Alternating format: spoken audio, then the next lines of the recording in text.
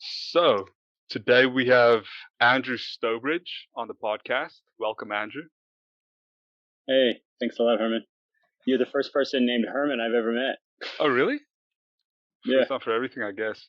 It's great to have you on. So, Andrew, we've spoken a little bit about some of our mutual interests, and I want to dive right into it. I want to ask you, how did you come across plant medicine, and how has it impacted you? Uh, y- you know, I was introduced in the way that I think the majority of people are introduced in a recreational setting, and like without going into my life story and be like in the beginning, and then I graduated fourth grade and fifth grade was upon me, and but I was I was brought up in a classical patriarchal household where we were taught to be very tough. We weren't really encouraged. Well, to say we weren't encouraged to express our feelings at all. And I grew up playing American football at like 7 years old, and fighting, and just a lot of repressed emotions and aspects of self, and all of that leads directly into my first psychedelic experiences. My first experience were not with plant medicine; it was LSD, and it triggered, as is often the case, like a pretty strong revelation of the fractures within my psyche and within myself that I present to the world. And as is often the case, all of the under layers became more apparent, and I came apart at the seams. My father was diagnosed with paranoid schizophrenia, um, and ended up dying as a result of, maybe as a result of that to some degree eventually. And I was aware of this, and when I took LSD for the first time, my friends were eating it like Pez. You know what I mean? Do y'all have Pez in South Africa? Is Like it that small the can? little Oh, yeah. candy dispenser? We Yeah, where used it's to like have it. Mickey Mouse's head, like you're eating out of his neck. Yeah. Yeah. My friends would be like, "Oh yeah, it's just eat a few, have some fun, go back to normal, go to a party, like you know what I mean." And I was like, "Okay, you sure?" And they're like, "Yeah."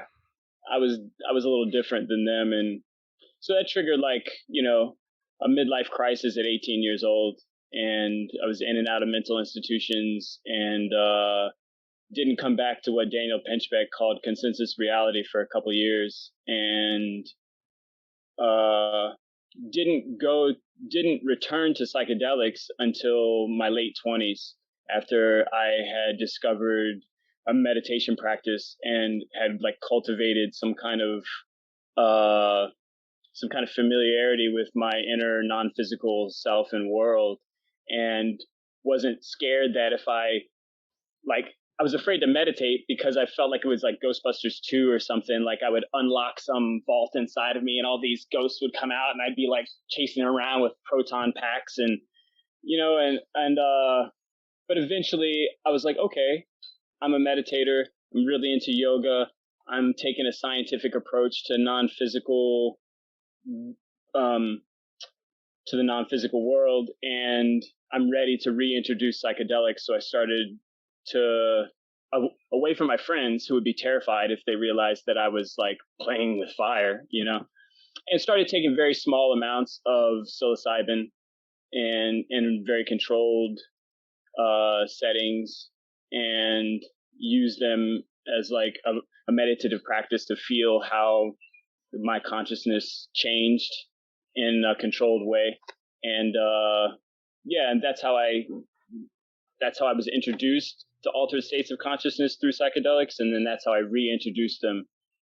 And it's also how I advocate for people to do so if people ask me my opinion on it, is to develop a meditation practice, become familiar with the non-physical world, and then introduce these substances in a way in which you feel like you have some tools to navigate the revelations that come with it.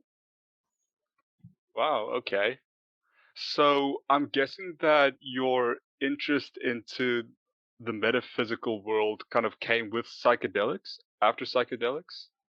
No, actually, ever since I was a kid, I I was always the kid that would like check out ghost books from the library and ghost stories or aliens and anything like I innately and ineffably had a feel for the fact that I was in a culture that liked to project the idea that it had everything figured out and that I was being conditioned into that kind of philosophy. And so I would innately look for the things that were not figured out yet.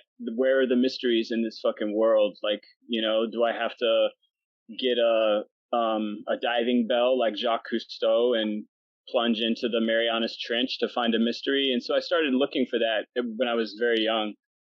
I mean, I guess it started with dinosaurs like it does to most people, these mysterious monsters that once walked amongst us, their planet, and then very quickly transferred to the paranormal and things like that. Okay. Okay, that's awesome. So what specifically got you interested in tarot and the occult? How did that lead there? Um, you know, because I grew up like my whole life has been condensed. Like if I start a relationship with somebody, we're at the 12-month mark at 3 weeks. It's not that I'm like, yo, we're having sex right off the bat. Like, but my whole life is like that. That's kind of a microcosm. Like, by the time I was 18, I had a midlife crisis, like people often have at 40. And so by the time I'm 30, I have experienced many lifetimes within this physical body. Uh, and had a really broad uh, palette of understanding at a really young age as a result of the trials and tribulations that my birth and life had created for me. And so also I was born with the kind of mind that can, grasp big ideas and communicate them. And so I realized that I, like, ever since I was a little kid, like in my teens, would be talking on the phone all the time, and I was always the like sensitive one that like would talk to girls for long periods of time, and boys that would like seek advice or whatever, and was kind of like the little wannabe sage, the wannabe helper. And I had been kind of giving advice and sharing understanding for a long time. So when I was I had a friend of mine. I have a friend of mine who's a funeral director, significantly older than me, and I was a massage therapist at a Chinese medicine clinic, and he was a Chinese medicine doctor, but he's also a funeral director. And I was at his house having dinner, and he had a tarot deck, and I started playing with it, and that's how I got introduced to it. And then a girlfriend gave me a deck shortly thereafter, after I expressed interest. And I realized pretty quickly that was something that I'd been doing for a long time, as the cards just became a medium to kind of deflect the intensity of my focus on another person and the kind of invasiveness of like a Freudian inquiry.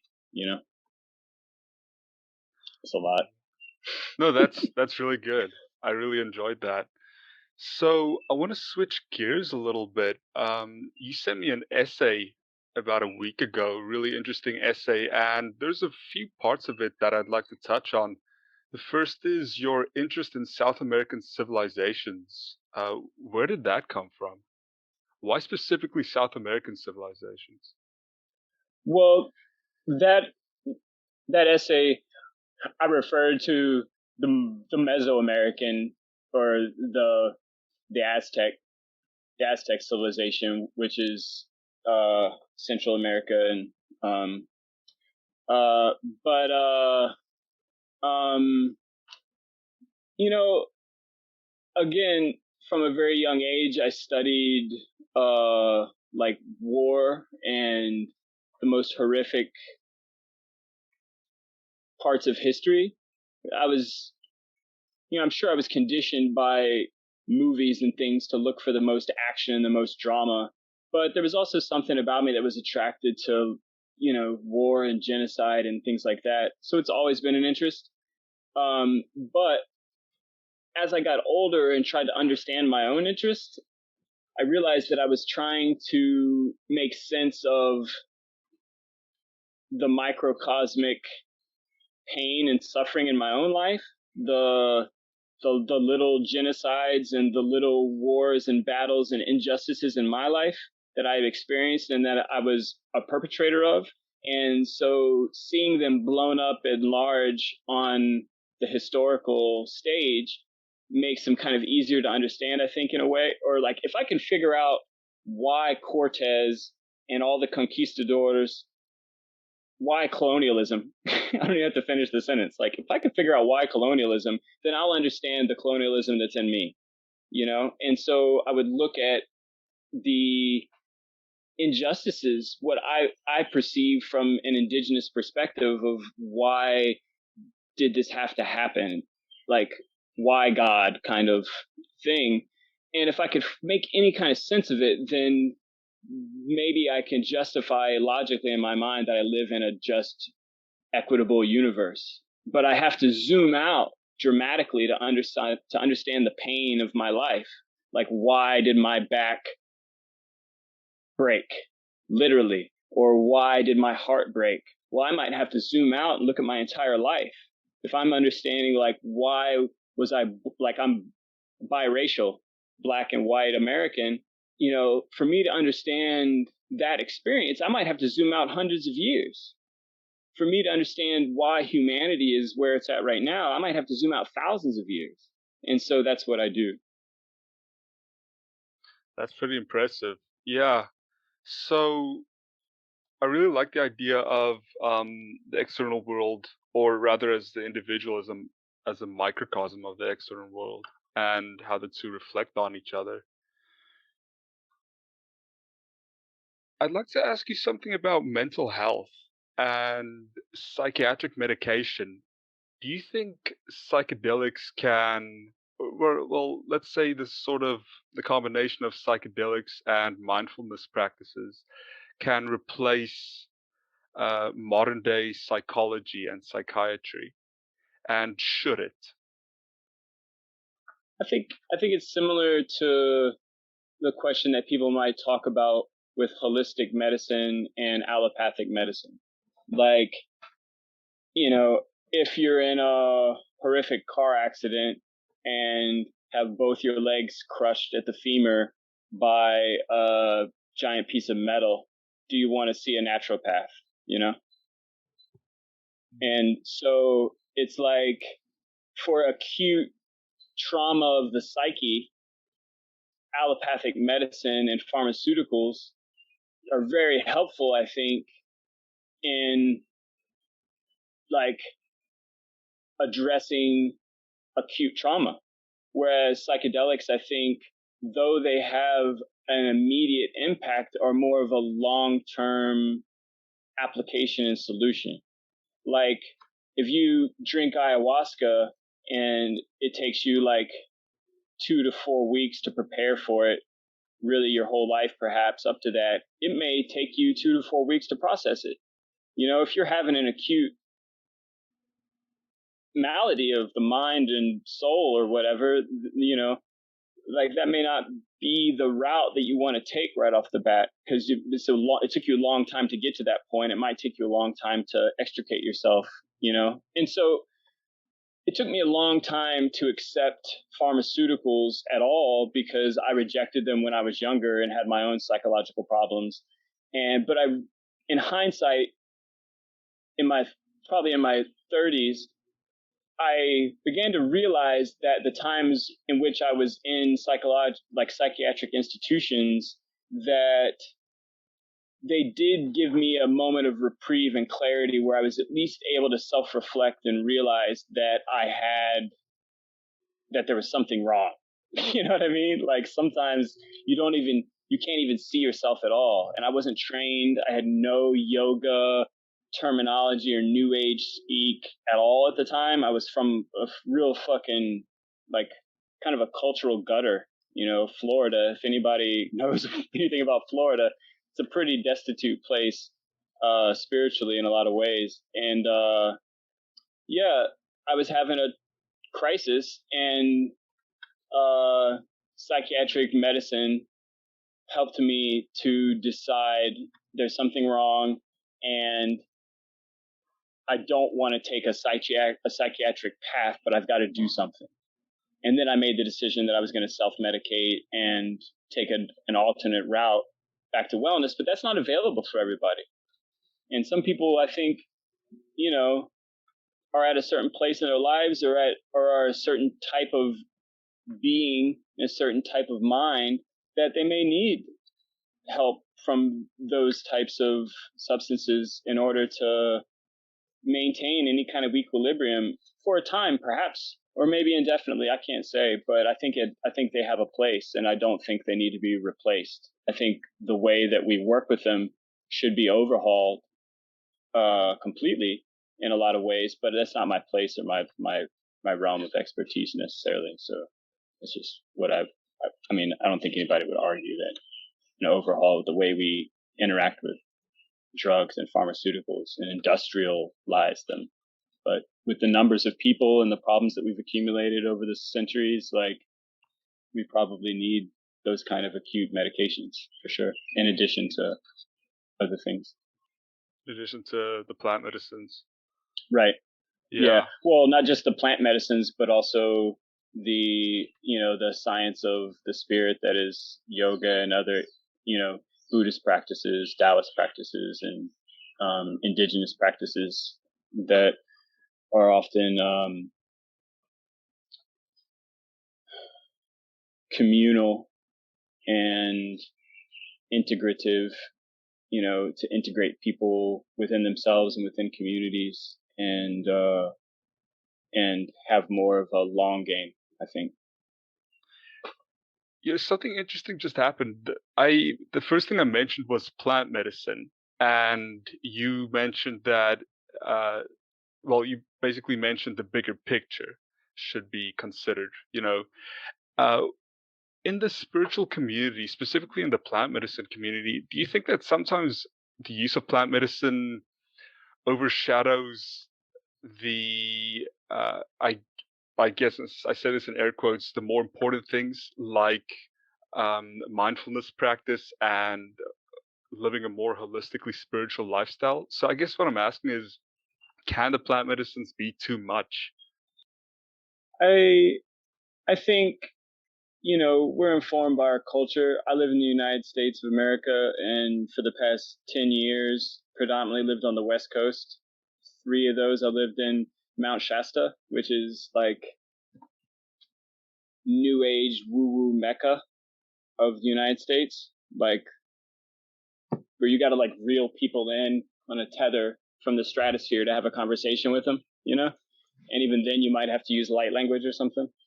And me coming from like a working class punk rock shit kicking kind of background, it's kind of hard sometimes to communicate with those people, but they've trained me to be more gentle with my language and feelings, So I'm appreciative, but that's just my spiritual community kind of nod to, like, I've been immersed in it for a little while now. But in this culture, like, I think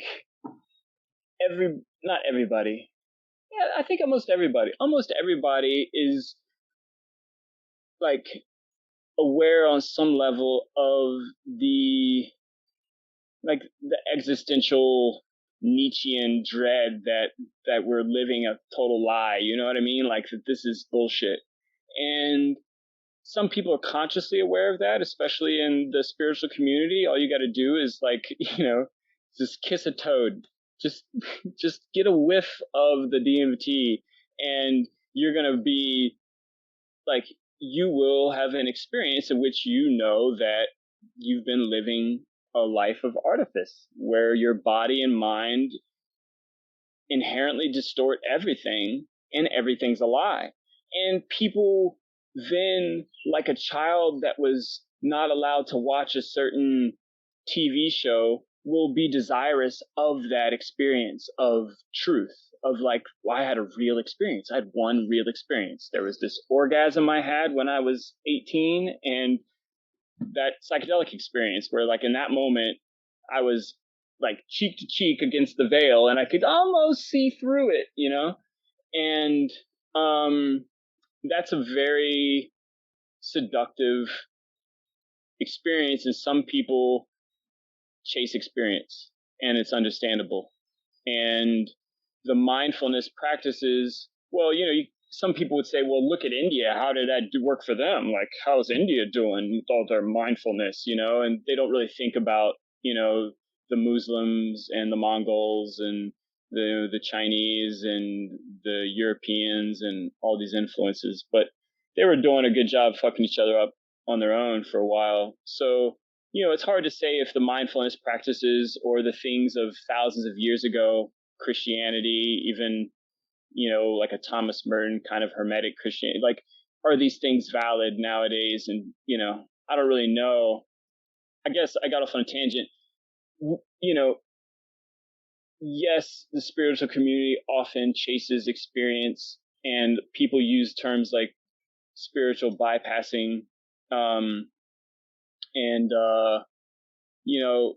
doing the hard work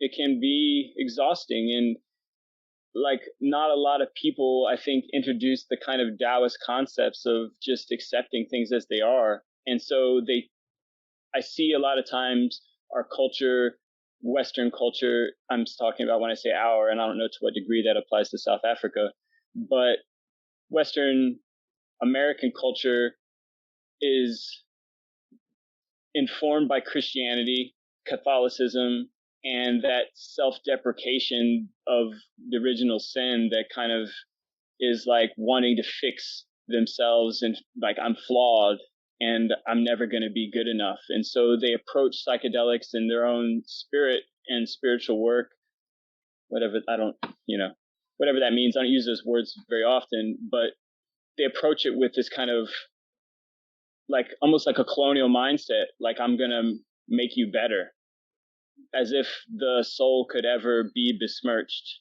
and as if they're not already better.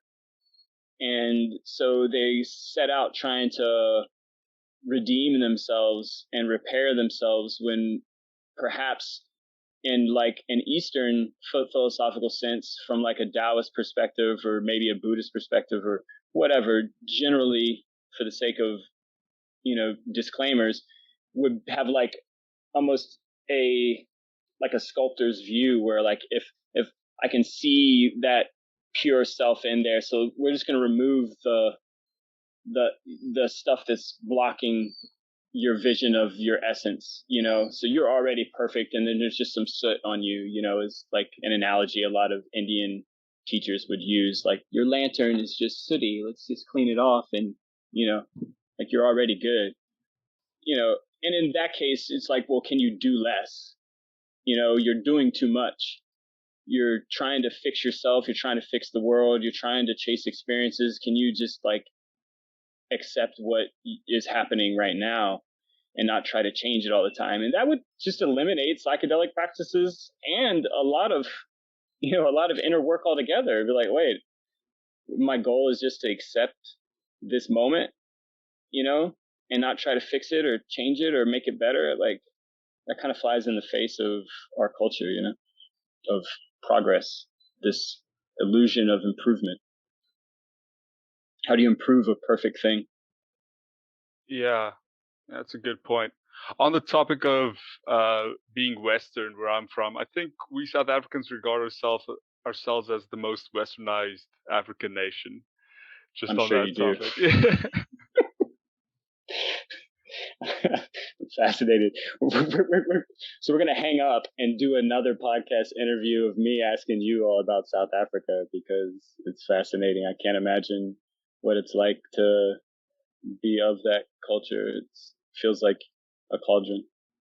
Yeah, yeah. It's I lived in the States for about 4 years, and Oh, I lived in Maryland. And when I came back, a few years after I came back, I started getting interested in politics and the political situation in the States. And uh, one of the things that interests me most is how similar the issues are on the one hand, but as in how similar U.S. issues are to South African political issues, but also how the spectrums are completely different. It's a completely new set of rules that apply to Africa. Um, so, but yeah, that's a whole nother topic by itself. Can we go into yeah, politics? sure. I think you just did. Yeah, I think I already crossed that barrier. So, Yeah, I mean, yeah. Go ahead.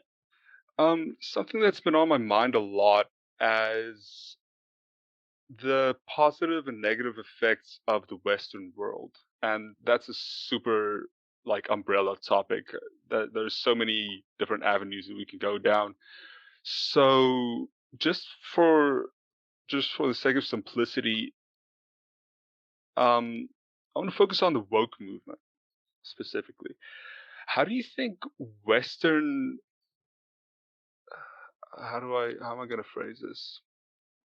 Has Western civilization impeded on basic human rights? Is it better? Are we better off now than we were, or because of Western I thought you politics and said so you were on? gonna. I thought you said you were gonna start a new topic, man. This is Cortez and Moctezuma all over again. It's the But same back to where we conversation. started. Yeah, I mean, you know, it's like so. Hollywood made a movie with the help of Sir Mel Gibson called Apocalypto. Have you seen that movie? Yeah, And that's kind of an apologist take on colonialism, you know? And it's basically like these people were fucking savages.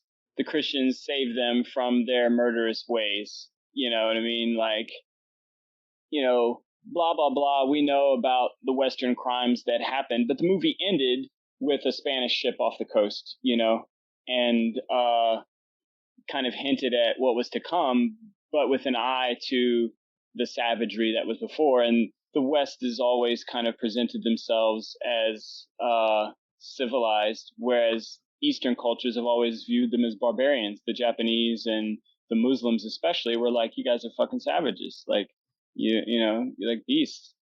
So, like that's been a thing, and but I I growing up in the United States, the focus is often on Native Americans and the romanticization of them, like the noble savage in anthropological sense, where the Native people are kind of perceived as being somehow better off because they're able to live close to the land and not kind of tainted by uh, civilization as much. But at the same time, I haven't found a culture that I can look at and want to emulate for their barbarity, like across the planet. So it's hard to say. It's to answer your question, and like it's hard to say if the West has been corruptive or redemptive, and I think we're in the midst of deciding that now. And you speaking on South Africa, and the difference is like we're all right now trying to like Terence McKenna would talk about the concrescence, like the opposite of the Big Bang, like everything's coming together, you know?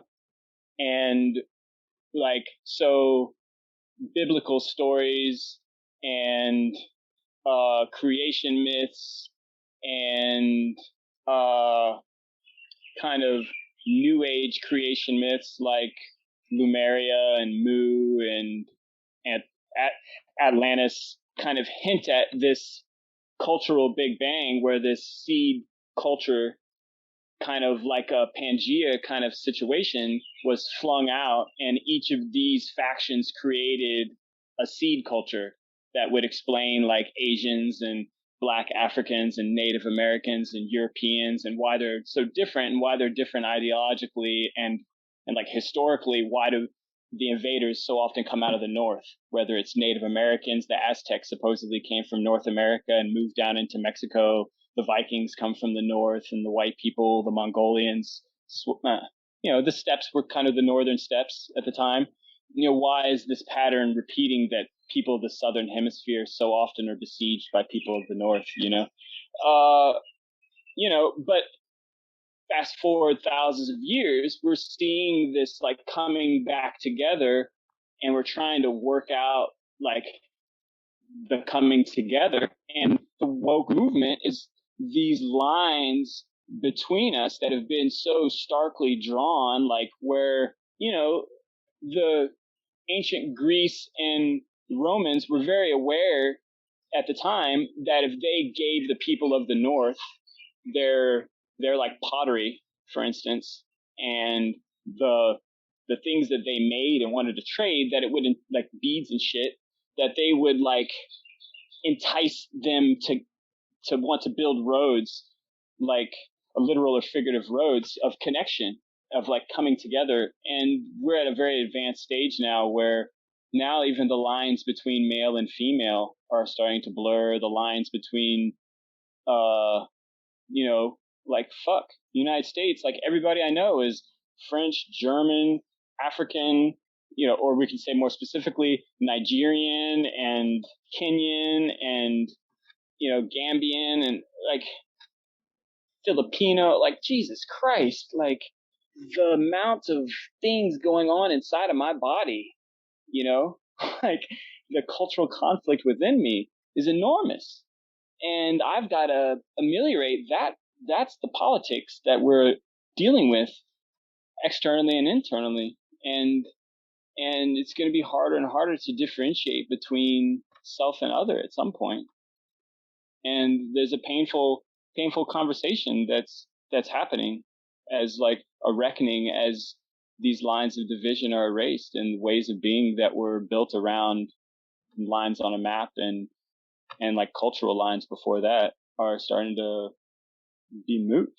Whereas at one point in time, you could go to a part of the world and, all of these, all of these people in this region looked the same and acted the same and spoke the same. And like, I could look at your face and just tell where you were. It's not possible anymore. Where you were from. Yeah. Is this the first time that this is happening in history? Or has something along these lines happened before? I don't know. I mean, it's tough because, the Catholic Church and the Muslim, not just the caliphates, but the Muslim empires that like expanded around the world went almost as their express purpose almost was to erase what came before. And so it's really hard to say. We are having to kind of go forward kind of blind, and there's little snatches of prehistory that have survived, and I don't know. I think it's likely. I think, yeah, I don't know. I mean, do we have any like I don't know. I mean, I'll say this, like biblically and in other myths, there are talks of several floods or several kind of apocalyptic events and resets. So I would assume this has happened before, probably. Especially if we look at like the Indian Vedas and how they talk of more evolved civilization and well, if that's the case, and then we can see in our own historical record that things had devolved, then obviously there's some kind of a wave form happening. Yeah. It's sometimes something that my generation does that kind of annoys me. And I suppose maybe every generation kind of has this idea is that this time it's different and this is the first time that these ideas have been thought of and we're completely unique in that sense. And that kind of annoys me a little when my generation thinks that and says that. I read a chunk about the Chinese Revolution, and it Mm, followed one specific young man in college. And all I thought about while I was reading this was, this sounds exactly like what's happening now on a different scale, yep, of course, yep, but the parallels were unbelievable. I was really surprised. yeah. There's a there's a cool there's a cool channel on um there's a cool channel on YouTube called Voices of the Past, and it's a guy that found first person texts of like people from the past, from like, Hannibal and Scipio talking, like the conversation they had over the battlefield before Hannibal was defeated in the fall of the Empire of Carthage, and like, so apparently there was a scribe there that wrote down what these men said to each other. You get to listen in, which is pretty cool. Or this, another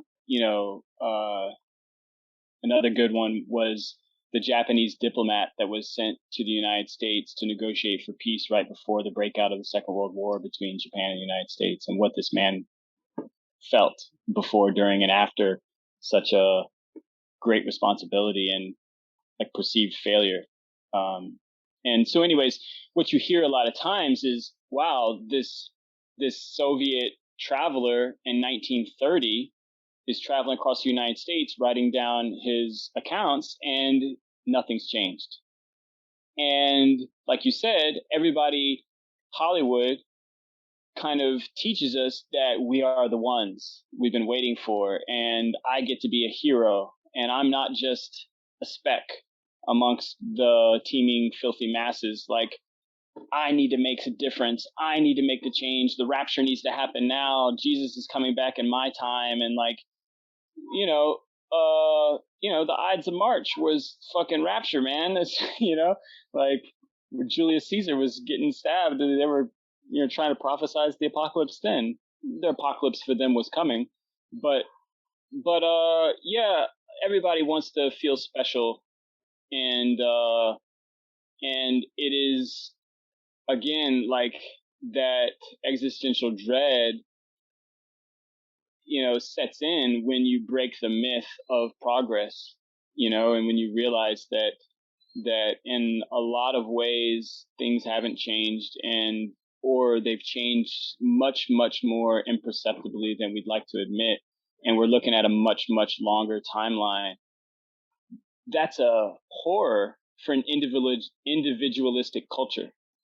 If I'm taught that I'm an individual and not a collective, then I'm going to want to have, I'm going to want to see these great changes in my life and imagine them. But if I am raised with a collective identity and a multi-generational identity, 7 generations, then I'm only wanting to lift my pail of soil, just my bucket of ocean water. I'm not trying to move the whole fucking mountain. And I understand that I'm part of a multi-generational effort, and that just my existence is moving the needle. And there's 7-8 billion people on the planet right now. How many have lived? How many will live? And do that math, and what is my fraction of responsibility?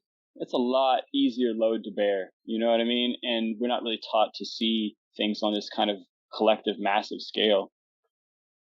And it makes people diminutize their lives, like their own beauty and wonder. They grow up thinking that they're insignificant, or like they haven't made enough of a difference because I'm only a clerk, or they don't think about all the times they've made somebody smile, or pat somebody on the back, or held back a harsh word, and how that's helped, you know?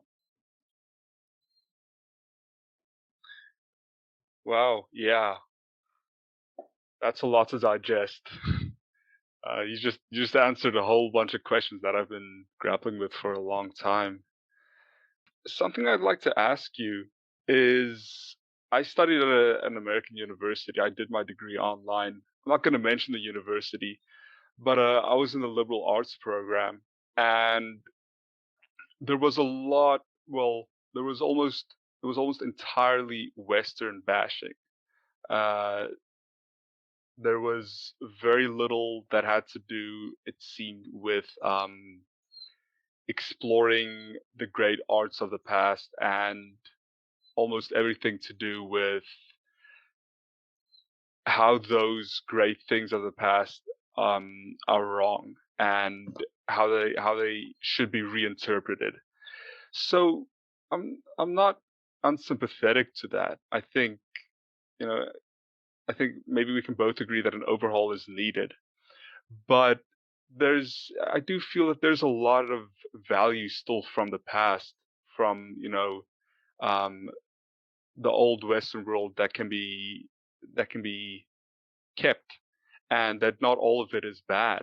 But it seems as if in universities specifically, as if the far left is getting a bit too much of a stranglehold, and I feel universities should remain neutral in that sense.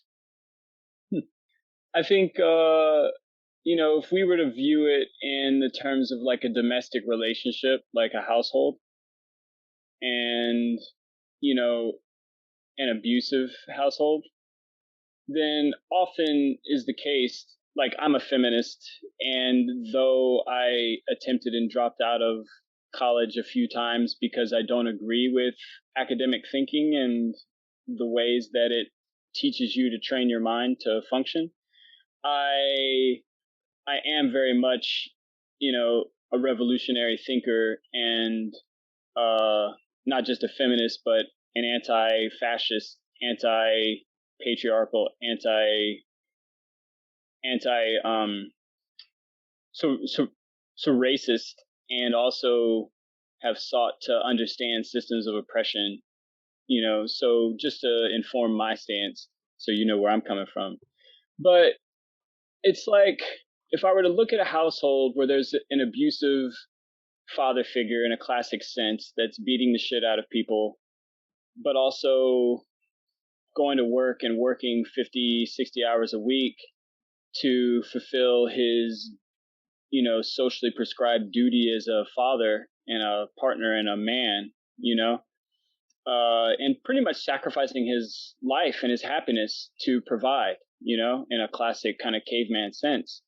Then if I were to try to indict him to him, like if I were to try to bring charges against him to his face, he would most likely point to the ways in which he provides for the people he's abusing. And we wouldn't be able to really have any kind of reconciliation in that family until he was willing to admit the ways that he had hurt his children and his spouse. And consequently, take some of the weight off of his own shoulders for the way that he was trained to be an abuser, and the way his father had hurt him, and his father's father, and his father's father's father, and how he was brought up in a culture of violence and abuse. And until at least that man was able to see the patterns of abuse through history, and the way that he was aiding and abetting and perpetuating that abuse and encouraging his own children to be abusers, until he was able to acknowledge those things, it's almost like nothing else matters. It's not going to really do us any good to compliment him on his role as a provider, except as like a lubricant to get the truth down his throat. You know what I mean? To say, like, yes, Frank, I can acknowledge that you've done a lot of good things. Yes, I can acknowledge that you're not as bad as your father. You don't beat your children as often or use as violent a means when you do. Yes, you play with them. I understand that. You know what I mean? Like, I'm willing to acknowledge your humanity. However, that's a diversion from our healing, which is that you need to acknowledge the ways that you've been harmed and the ways that you're perpetuating that harm, or we're not going anywhere. to compliment the abuser is only to kind of appease them so that they'll be more likely to stay at the negotiating table,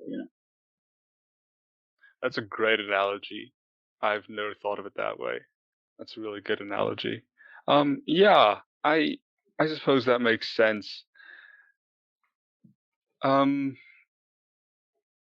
have you heard of Dr. Robin DiAngelo? Mm-mm. Okay, she wrote a book called How to Be an Anti-Racist, Mm. and it she comes from the perspective that all whites are racists and sort of without exception. Oh, And right. yeah, so she of course is again perhaps a bit of an outlier on the matter, but and I don't think that everyone. Not nowadays. It's become more normalized now, for I sure. suppose, yeah. How should because I'm white, and how should I? Let's say I'm Frank, right? Uh, how should I kind of like swallow that pill? And it's also like, well, what should I do? I agree with you. I agree with everything you said, but now the ball's kind of in my hands, and it's like, what should I do It's now? tough. I mean, half of my family's white, half of my family's black, and I'm both. And in our culture, the racist history is that if you've got any black blood, pretty much you're black. And even black people hold that up in large part and say, well, if you're any bit not white, you're black. And it kind of discounts, I would be encouraged by my culture to identify as black and therefore discredit my white heritage, which um, I need to integrate into my identity and my being and accept, and that's difficult.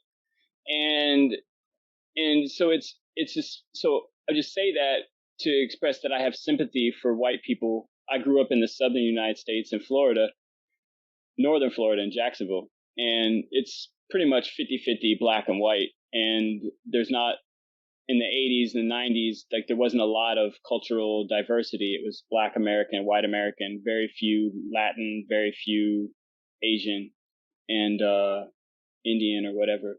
But, so growing up in an extremely racist culture, which by American standards, nobody holds a candle to South Africa, but except maybe Israel, but but like growing up in that kind of environment and now having walked the path that I have of kind of like going in this big circle, I can kind of look at Christianity and look at white people and like just have sympathy, because in order for a white person to do that kind of what's necessary and to like carry their pail of water to move the ocean or whatever, like, you know, they have to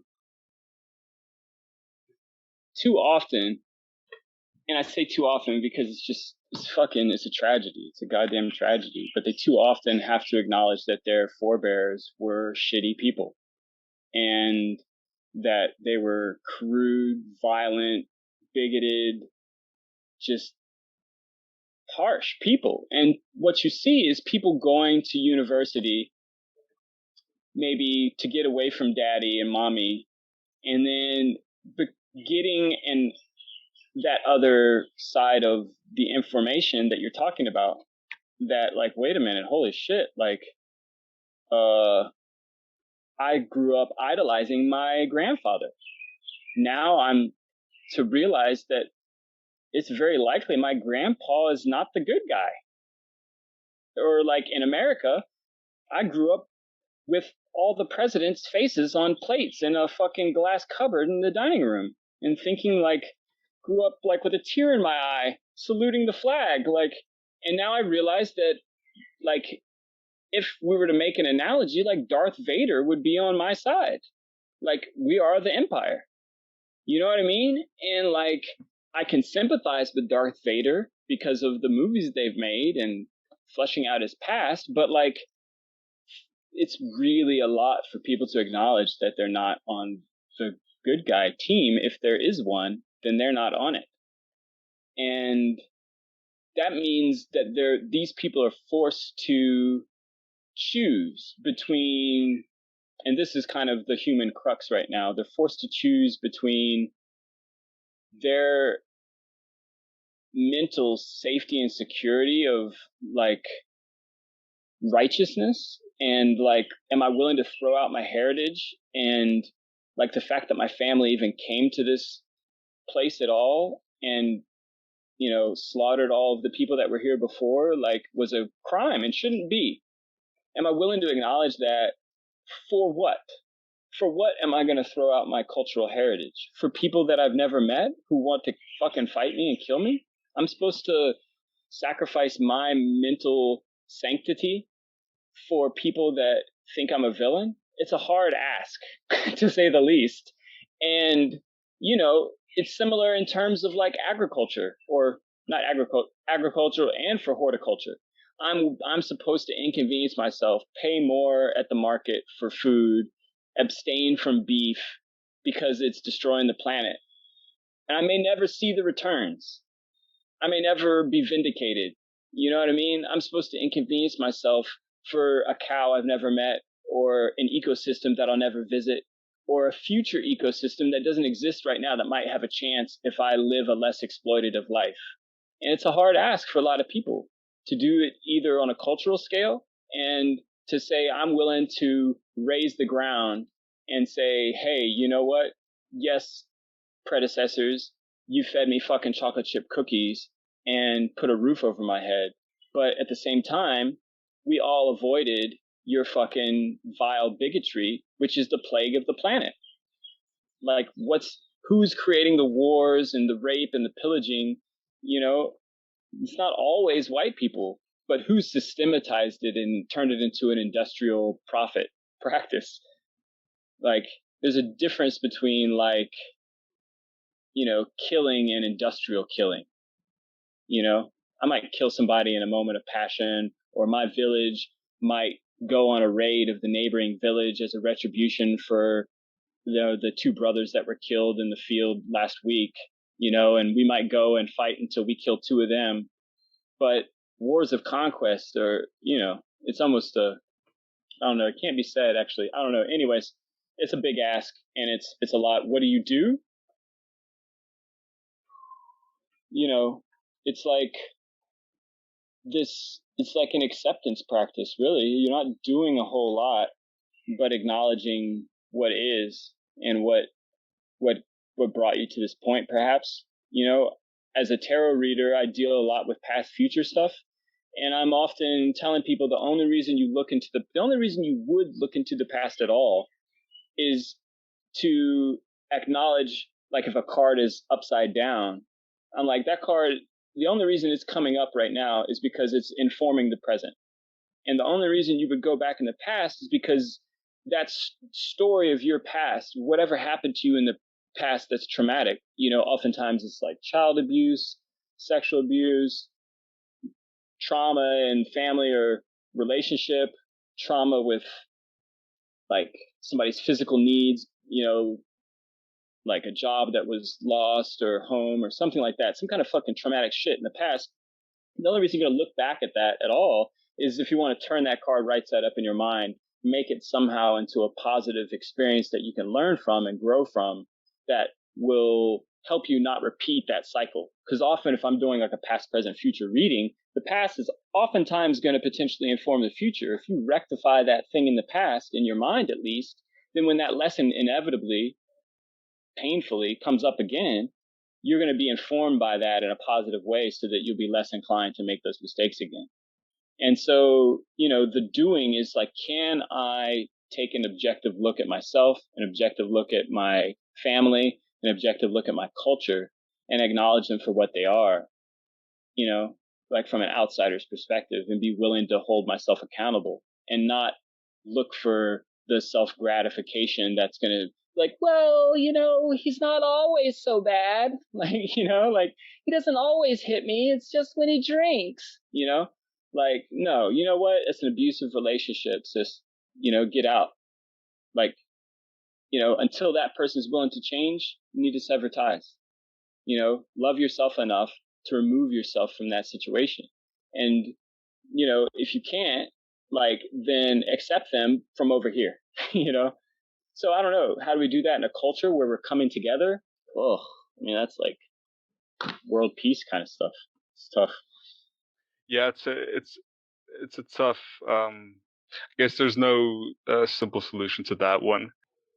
It's I've found myself recently listening to lots of podcasts and having to sort of mentally duck and dive uh, as a specifically as a white Afrikaans male. It's I unfortunately I do fall into that category, but yeah, but nonetheless, that's It's like being born in America. Like I was born in the United States of America. It's unfortunate. I was born in the country that is the most destructive on the planet. Like we're doing more harm by far than anybody else, and taught that we are the greatest hope. And in a certain sense, because we're the most influential and have the furthest reach and are exercising the most overt power, it's true. If the United States were to change and have a come to Jesus moment, it would have global impact. So I could say it's unfortunate that I was born here, but if I'm concerned with change, then change here would have a pretty big impact as opposed to if I was born in Burundi or something. You know what I mean? Like the thought of impacting the global system from Bhutan is negligible. So you could say, well, it's unfortunate that I was born Afrikaans or that I have this legacy, but at the same time, you're in the best position to rectify it as a male, as a white male, for you to grapple with your own demons and realize that the abuser is in me, the colonizer is in me, the will to dominate and subjugate and extricate and to be extractive and exploitative is in me. I can feel it. I've seen it in my life. I've seen it in the people around me, and I've seen it in my impulses. And for me to confront that and change that and to be an example, to say, hey, you know what? I want to be an open-hearted, sensitive, thoughtful male that is concerned with equity in my life. I'm going to live the example that I hope the world follows, whether they do or not, is a profound statement. And to say I was born into South African culture that now for the past 40 years has been the example of injustice, and yet have grown to live this, if I were to make it a linear line, to chart a course of justice and learn to be a righteous, kind person in the midst of that brutality and subjugation is all you can do. What more beautiful story is there, to say that, hey, you know what, in my life I was born into bigotry and I grew out of it.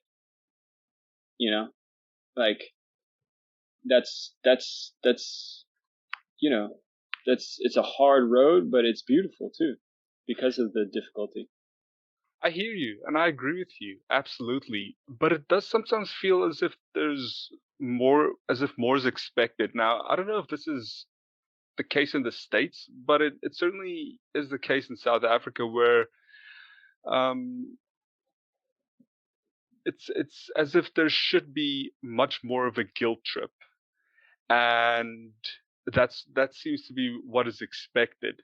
And I don't find that very constructive or in line with what you just mentioned. What do you think of that?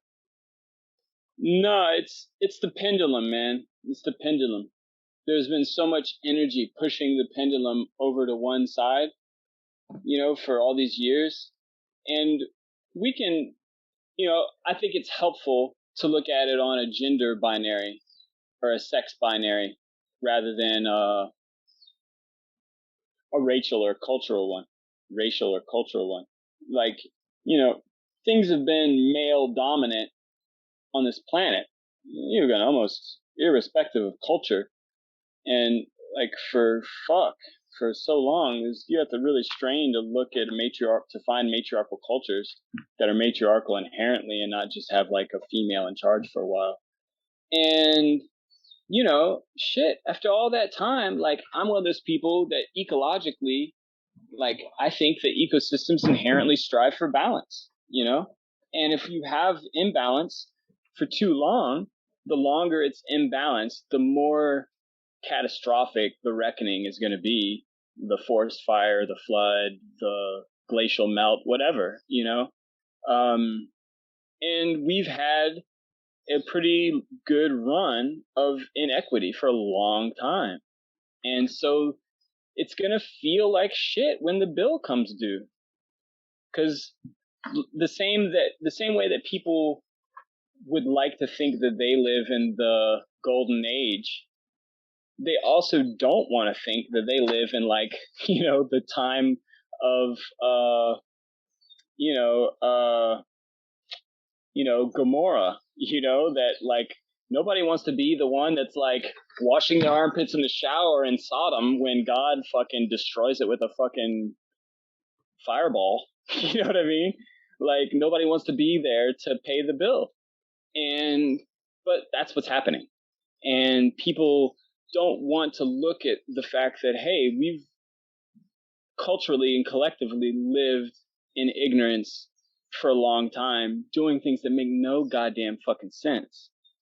And it's gonna, like, the tabs due. We might have to pay a little bit out the ass now, or I'm going to have to pay my whole ass. I don't know.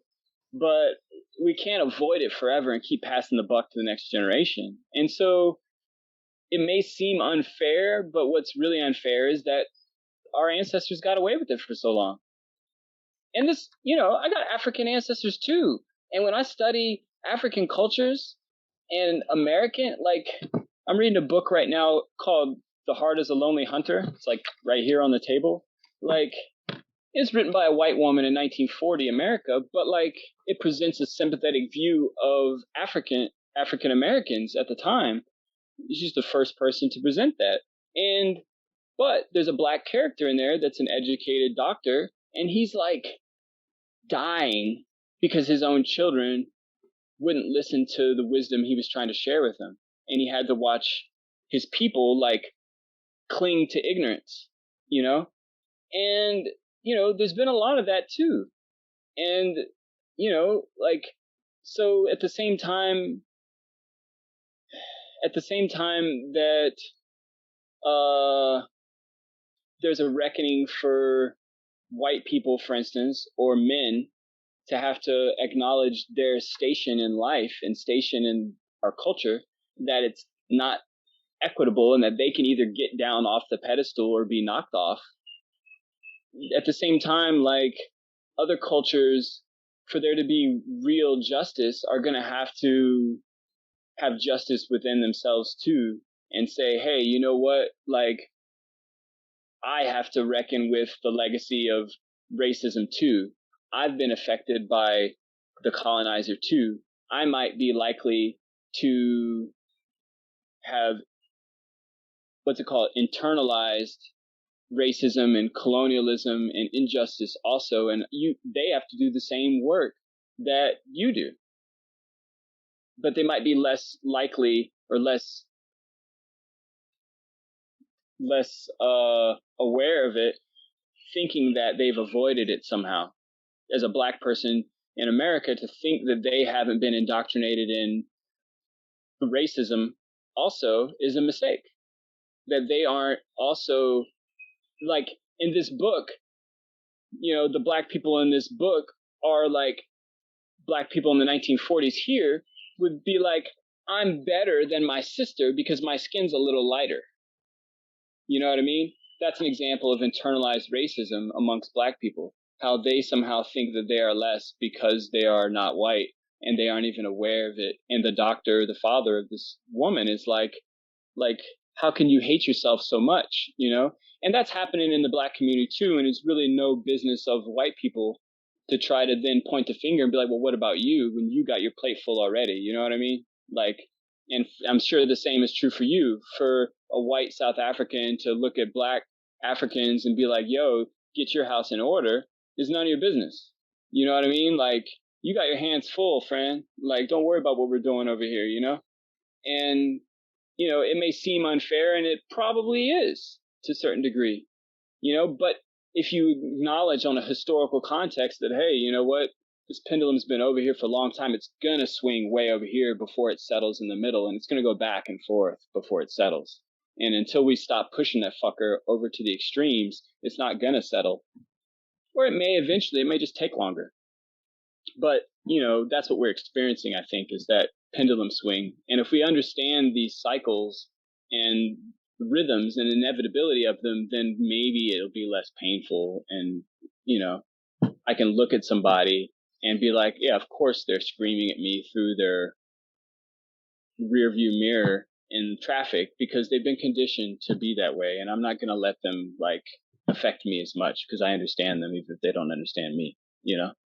Like, I understand why you're angry, friend. Like, you woke up angry and you were taught to be angry by your fucking parents. And, you know, I get it. You know, you'll get tired of being angry eventually, and maybe we'll be friends or not. Who knows, you know? Yeah. On the topic, there's one last thing I want to ask you. Another sort of idea that I've kicked around in my head for a while is the concept of hierarchies. And this is going to be a very general question. Are hierarchies innately bad, or do they have some value? I was just having this conversation. I live like 12 feet from a bunch of chickens, you know, so I'm watching these fucking chickens all the time. And I'm like, you know, I think of it all. I'm always thinking of these like, you know, systems of domination, control, and shit like that. You know, and I'm always thinking like, I'm watching these chickens, and like the enclosure we have them in isn't very secure. So some of them are small enough. They're like the little silkies. They can just hop right through the fucking fence. It's like it doesn't exist. Other ones, there's like 5 big ones, and one of them can go in and out whenever she wants. She's a big fat red chicken. She can do whatever the fuck she wants, like a wizard. And the other 3 of them can go out but have a hard time getting in. And one of them is just fucking trapped there and she's just too dumb to get out. And it's just, she's always in the pen. And so I'm watching these chickens and like, they're like getting out and running around the yard and shit. And sometimes they miss out when I'm feeding them. I'm like, fucker, you shouldn't have jumped out. Now look at you. Like, you know, you're free, but you're hungry. You know what I mean? Like, you've escaped the bondage and you're, you know, you're doing what you want, but you're still in a farm. You're still like, you didn't go far, but you feel free. But so I'm looking at these analogies all the time and just trying to apply them to humans and seeing my place in it. That I get disgusted by the chickens sometimes. They annoy the shit out of me because every time I walk by, they're like, oh, are you going to feed me? Are you going to feed me? And they're like, stupid desperation bothers me, you know? And I realize that's when I see like, the colonizer's in me. Like, this is a white person's attitude during Reconstruction or after the Civil War, looking at freed slaves and being like, ugh, because I'm taught by patriarchy to see neediness, the inherent mutual codependency, as weakness, you know, as opposed to the natural state of all life on earth, you know? So, what the fuck was your question? I got off on chickens, man. I'm sorry. Are hierarchies innately bad, or do they have some value? Dude, it's weird looking at. I look at, you know, everybody wants to idolize indigenous cultures, and here I'm on the Hawaiian Islands, and man, nobody idolizes indigenous cultures like white people in Hawaii. They just, Hawaiian people shit gold bricks. You know, white people here are like, Hawaiians, just, they love it. They don't give a fuck. Especially, new age white people in Hawaii. They just can't get enough. Or Native Americans. They want to sing Native American chants and, you know, eat peyote and emulate Native Americans without really giving Native Americans the right to be full, diverse, complex humans, you know? And one of the things that you'd have to be faced with is hierarchies that were almost inherent. Like here, the chief basically was paid a tax by the other people in his little community, which was a watershed community, and they basically lived off the taxes. I mean, I don't know enough. I'm not an expert, but there was a tax system where people would pay to people that were supposedly better than them or higher birth. And there was a hierarchy and a patriarchy and all these things. And it's really, really, I say really hard because I'm assuming there must be ones that weren't hierarchical, but it's hard to find them. And so, if you're living in a culture with a worldview in which you're thinking, we, humanity, has fucked up. Like, we fucked up. And if everywhere you look, historically, humanity's fucked up. We're fucking up. We're fucking it up. Like, I haven't found anybody in the historical record that didn't. So then you think, well, what's the common denominator here? It's easy to point to hierarchies, and you look at the animal kingdom, well, they have it too. Well, you know what? I'm not one of those people that thinks we're fucking animals. Like, there's a reason in the biblical stories the angels envied us. We have this ability to be gods and beasts and to choose. I don't think any other animals got that fucking option to, like, there's somewhat credible stories of humans being able to drop their body and basically be spirit. I mean, what the fuck? Like, that's some next level shit. It's a little bit beyond we're just smart apes, So I think, like, we have the ability to transcend our animal nature or animal predisposition. What the fuck's the word? We have the ability to transcend that, and that's kind of been part of the problem, and that kind of circles us back around to the new age culture and trying to get better and harder, stronger, faster, better improvement, and also the colonialism of trying to improve other cultures. And it's this inherent, this socialized and inherent knowledge that we have this capacity to be godlike. And so, is there a hierarchy amongst the gods? I don't know, but it seems so. It seems so. Like, when you hear of Lama Greybeard the Fifth reaching the 67th level of enlightenment and writing about it later, he's like, yeah, and I looked up and there was an infinite levels of enlightenment beyond that. And like every Buddhist is like, oh, fuck, what am I doing? I don't know, dude, what are you doing? And the answer often is, what else are you going to do? What else are you going to do? You go that way, you go that way. I mean, And so it's hard. Like, the meditator is like, but master, if time is an illusion and I'm already enlightened on some timeline, then why am I working so hard? It's like, it's a fucking conundrum. Like, so are hierarchies inherent? Yes, I think they're inherent. Are they always destructive? No, I think it's both. The rooster protects the hens from fucking snakes and hawks and shit. So no, they're not always bad. I think when the priests of the Aztecs realized that there was a vacuum and Quetzalcoatl had left and they could kind of take over and fill that vacuum. I think without great discipline and compassion, that it's very easy to be corrupted. You see it in like Indian cultures with the yogis. They gain powers. It's hard not to use them. It's tough. I think to have a hierarchy and not make it exploitative would require great righteousness and virtue on the level of where you're just not even really acknowledging your virtue. Kind of Taoist kind of stuff. I could keep going, but yeah. Yeah. That was really good. Do you know Jordan Peterson? Yeah, I've heard of him. Yeah, I've been a huge fan of his work for a variety of reasons. Some more personal than others. But one thing he mentioned is that the idea of a hierarchy is, and this is, yeah, is that the most skilled ought to be at the top so that they can provide a service to those less to those who are not at the top. And but I can absolutely see how, I mean, it's obvious how easily that can be perverted and misused. But like you said, it takes tremendous righteousness to actually be able to manage that. But the question I always ask is, what's a workable alternative that we can maybe not implement immediately, but start implementing, perhaps? Well, it's like the idea that, you know, two heads are better than one kind of thing, like collective decision making.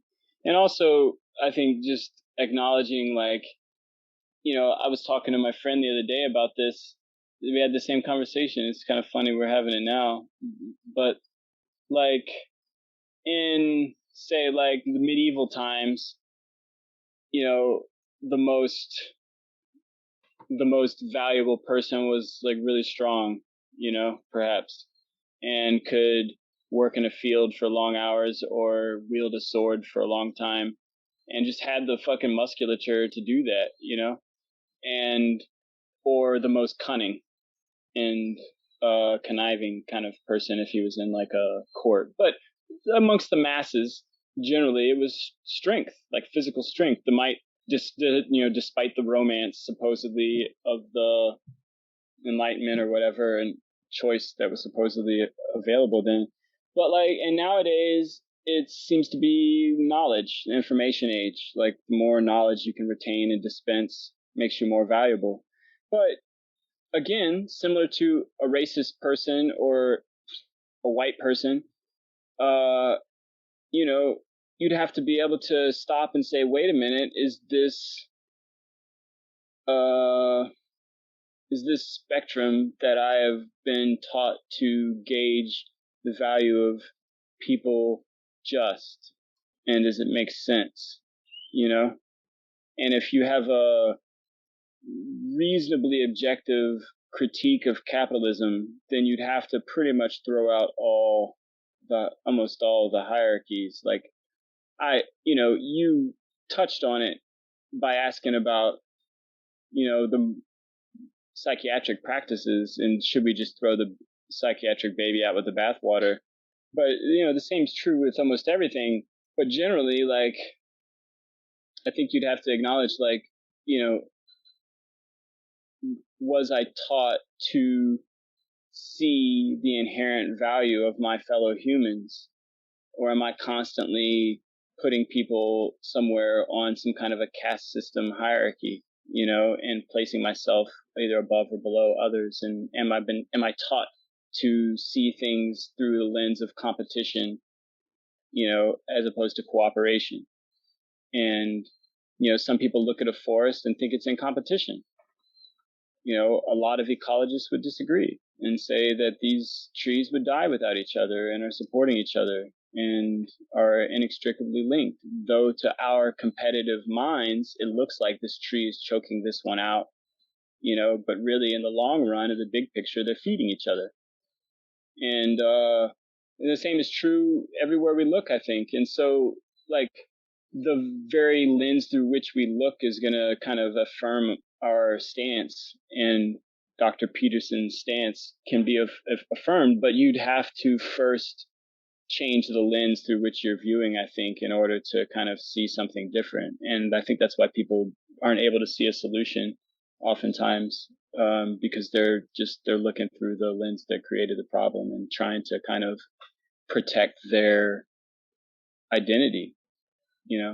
They're trying to protect their, not just their familial identity, but their identity of self. And so they're going to look for whatever they can to justify and support it, rather than saying, this is fucking mostly garbage and I need to kind of start over.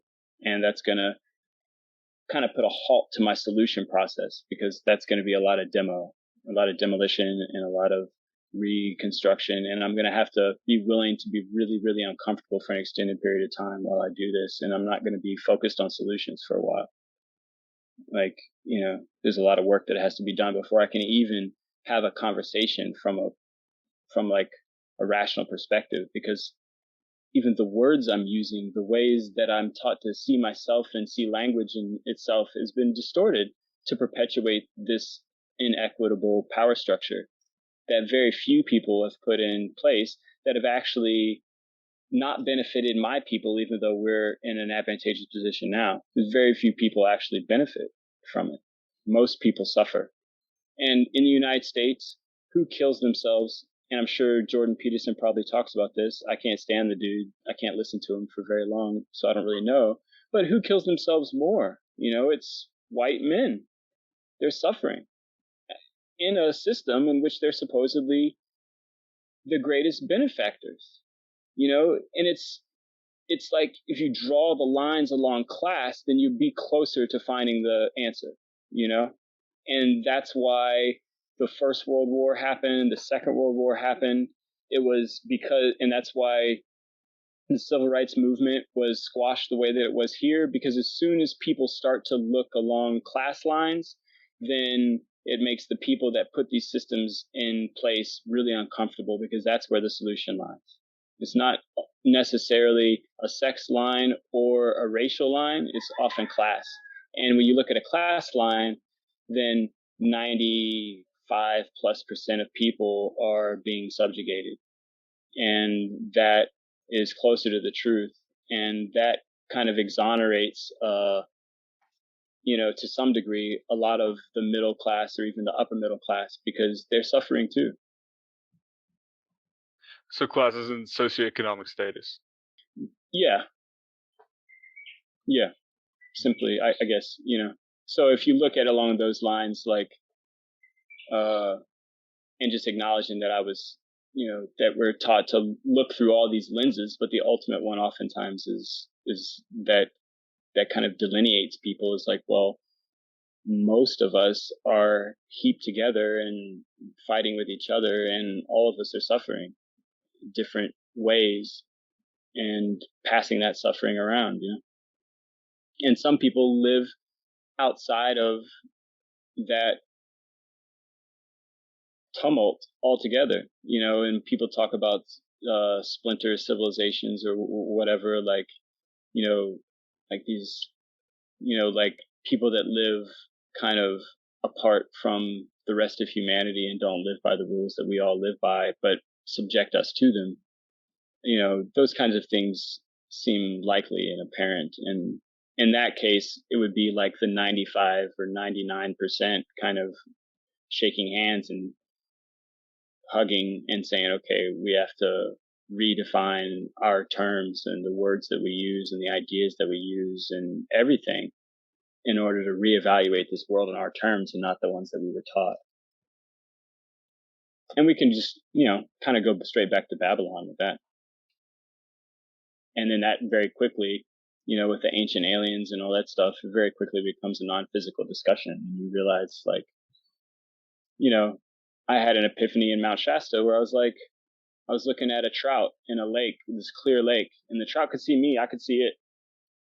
But like, I could dive into the trout's world and go swimming underwater with goggles and look at it, but it wasn't really my environment, And like, aliens or non-physical beings, as I would call them, are a lot like we are to fish. Some humans don't think about fish very often.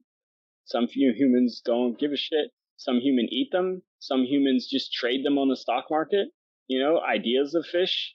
Other humans are great champions of fish and will just kill themselves and others to protect fish, and all this shit. And, and I think it's likely that we've been very strongly affected by non-physical beings. In Genesis, they talk about the Elohim, which is like kind of a council of gods, and they likely have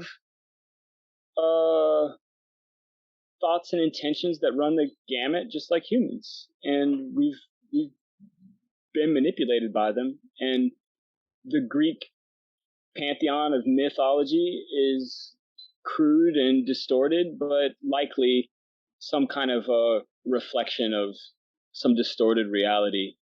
And you could take those gods and rename them and move them around the planet and kind of become familiar, like, oh, this is Mercury over here, and Cambodia, or this is Zeus over here fucking raping and pillaging, casting lightning bolts and being a righteous asshole over here, and blah blah blah. But so if we wanted to, we could pass the buck all the way up and be like, yo, we didn't create this fucking problem. When we look at civilizations since the dawn of time and when these hierarchies started, it's almost always some non-physical being coming to live amongst humans and teaching a way to elevate themselves. Like the book Ishmael, if you've read that one, basically is like a warning saying that, it was that like the Genesis story is a warning to the nomadic Jews that they were being conditioned to create civilization by the Babylonians, and that would be the destruction of humanity. That the further they lived away from like Earth and seeing themselves as one of the animals and part of the ecosystem, and the more they elevated themselves above the other creatures, the more that they're creating this hierarchy that you're talking about, or reinforcing it, and that would create the problems of war and destruction of the planet, basically. And if you look at where those ideas come from, well, those people will always tell you, well, this God came and taught me how to create corn, or this God taught me how to create wheat, where I can create abundance, where then we'll fight over abundance, and so on and so forth. And these things are always gifts of the gods, and our